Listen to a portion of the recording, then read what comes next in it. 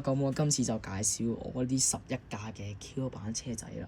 咁我呢啲咧都已經好細個，即係細個儲到而家嘅，包括有3架都係新嘅一架新加入嘅巴士力車仔啦。咁啊就包括呢2架同埋呢架。咁我而家首先就介紹第一架車先啦。咁我哋首先介紹嘅第一架咧就係呢部Dana A 型烏嘴狗嘅雙門鐵閘嘅巴士啦。咁啊呢個咧就都好耐噶啦。咁呢架咧就係去尖沙咀碼頭，車牌就 HK4037 係啦。之後第二架，唔好意思啊。咁第二架咧就係呢架Dana B 型，又係咁佢呢個都係雙門鐵閘，咁佢應該原本都係雙門鐵閘嘅。咁佢呢個咧就去呢個佐敦道碼頭12號，咁車牌就係 HK4212 咁樣啦。2架系列，好啦，2架都係嘅，拍埋一齊先。好啦，第3架咧就係呢個 Dennis E48嘅一架復古巴士啦。咁佢呢架咧就係九巴80週年出嘅復古巴士系列啦。咁我就喺淘寶咧就見過呢架，咁我買一架呢部復古嘅紅燈籠巴士啦。咁佢車牌咧就係 RV3531，咁啊去蘇屋嘅，咁啊2號係啦，2號蘇屋。咁呢架車就喺淘寶花咗50幾蚊，唔係話好貴啫。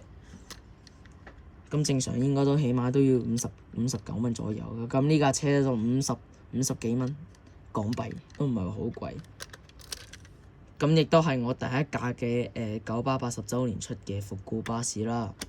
咁第4架啦就係新買嘅 Enviro 500，即係 E58啦。咁呢架就係 E58第一代。咁佢呢個石圍角32號，車牌就係 RE508啦。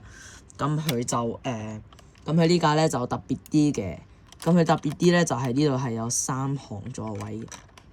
我唔知係咪聽過有一部巴士退役已經好似23年退役嘅，係真係比較特別啲咯。就係佢係 B8，佢車身入邊咧，即係嗰個入邊嗰個車廂咧就係富豪 B9TL， 但係佢車身咧就係呢個 E58咁啊，真係咁佢呢個咧就真係特別啲嘅。嗰陣聽完真係覺得好特別。係啦，咁佢第一代咧就佢係有3行座位嘅，即係你見嗰啲咩之前嗰個咩通天巴士之後變咗九巴咧都有啲 E58嘅，咁佢都係啦，3行座位，呢度有3行座位咁啊，係啦，咁呢個我都係80M 買嘅，新買。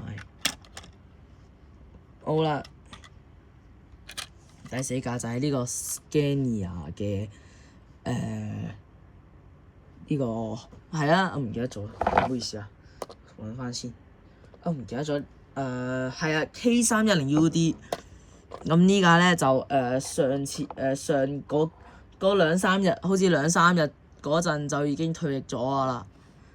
係啦，咁佢呢個咧就係呢個去呢個葵盛中咁37號，車牌就係 PC3379。咁呢部車就係嗰一日退役嗰一日嘅K310UD。係啦，咁呢個我都係新買嘅。之後另一架咧就係呢部丹尼士370Dennis Trident 係咪咁啊？呢個咧就係去呢個葵盛東38號，咁車牌就係 HS7847。咁呢個係葵盛中37，呢個葵盛中38咁啦。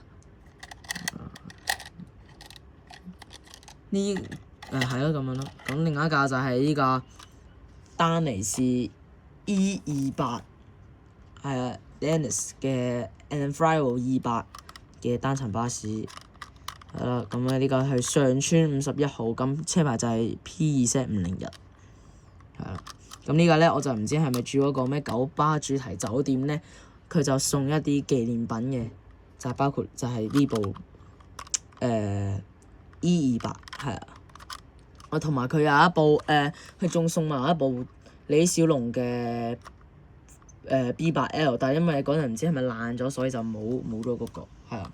但係呢架車好似都要賣80蚊，係啊，都好貴啊，80蚊。呢架老闆就85蚊，呢個80蚊都幾貴。然後其餘呢啲都係75蚊，係啊。好啦，另外一架富豪奧林比安 Volvo Olympian。咁係呢架咧就係西貢92號，咁車牌即係 HR9394。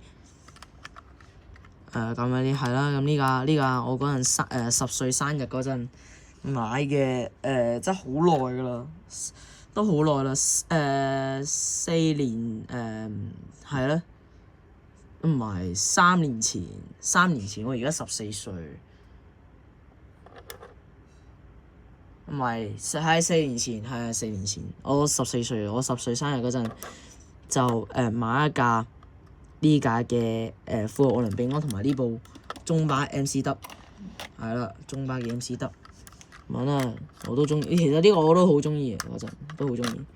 好啦，另外一架咧就係我又係新買嘅老闆啦，呢架咧就係去天水圍市中心269C， 咁車牌就 KR6160，咁呢架車咧嗰陣即係之前退役嗰一日咧，咁就係包括呢部KR6160嘅老闆咁樣啦，係啊，呢架我都中意嘅，呢個就85蚊啦。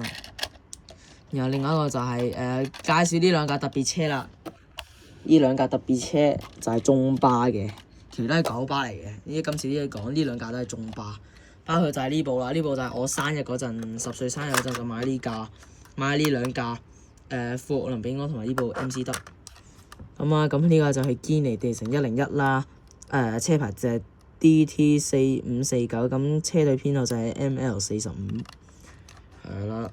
咁佢唔知點解咧，佢呢度咧鬆鬆地嘅，係咯，鬆鬆地，但係都 OK 嘅。有時泵把位置、車尾位置又係唔知點解。啦，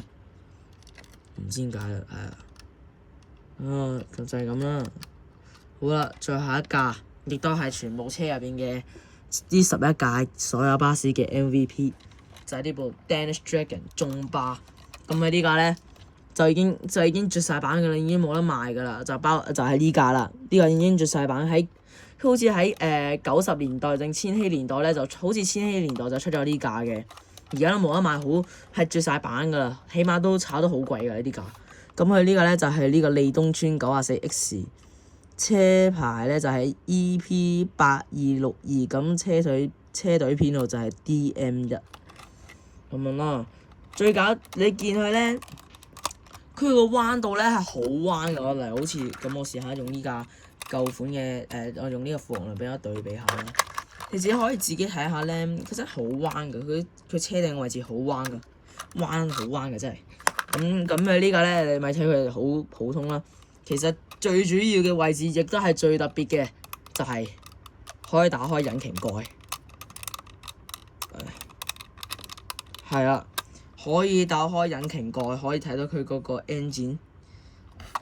其實我想講真係癲㗎，真係佢竟然咧係可以開個車尾蓋，真係〜諗都冇諗過，咁佢咧就有出個九巴款嘅，咁九巴款就包括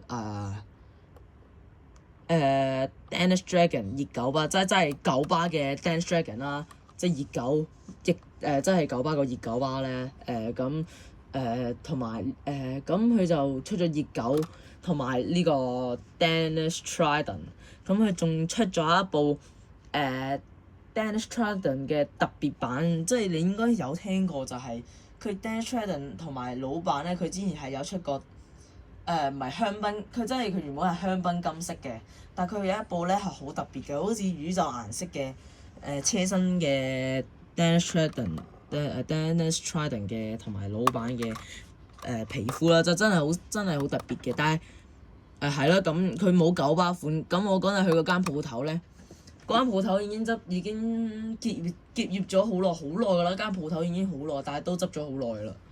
咁我就嗰陣第一次幫襯就買呢架，我都中意嘅，亦都係呢個全部車入邊最特別嘅一架。